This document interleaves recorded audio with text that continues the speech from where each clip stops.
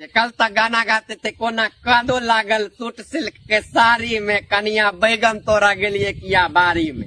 अखन अहाँ सब देखलियै जे ई पंडित श्री कुंज बिहारी मिश्रा जी के बारे में जी जेपिया जे बाजि रहल है, ई अपना आप के की समझ रहल छै रे? तू कुंज बिहारी जी के पैर धोल एड़ी के मैल बराबर हेबही, कत्तो से नहीं हेबही।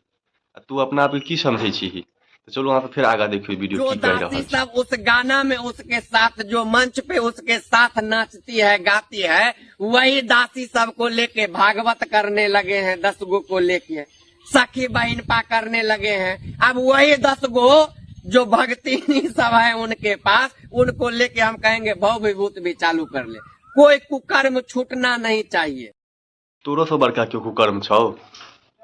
मिथिलांचल के माय बहिन के तू एहि प्रकार से अखन शब्द बजला है रे?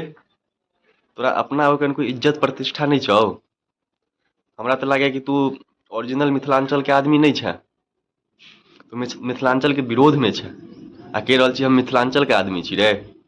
मुँह सम्हार ले जेपी, बहुत बाजि रहल छ तू। एना नहीं काज चलऽ वाला छो, ट्रेंडिंग होबऽ के छौ तो बढ़िया चीज से ट्रेंडिंग हो। ई गाय रतायर से ट्रेंडिंग नहीं होल कर, बुझल ना? ज्यादा बाज नहीं, तू बहुत ज्यादा बाजऽ लगले हैं। तोरा सबके तो अब सुधारल है, हम आबि गेलू है, अब सुधारबो सबके बढ़िया बढ़िया के। हिम्मत छौ तो जे एडल्ट गाना गाबै छै ओकरा पर बारे में बाजि के देखा ना, गारि फाड़ि देतौ साले तोरा सबके कियो। सब बहुत गंदा लफ्ज में आबि गेले हैं, मिथिलांचल के तू सब गंदा करऽ के लेल आबि गेले हैं रे, व्यू कमाए के लेल, पैसा कमाए के लेल।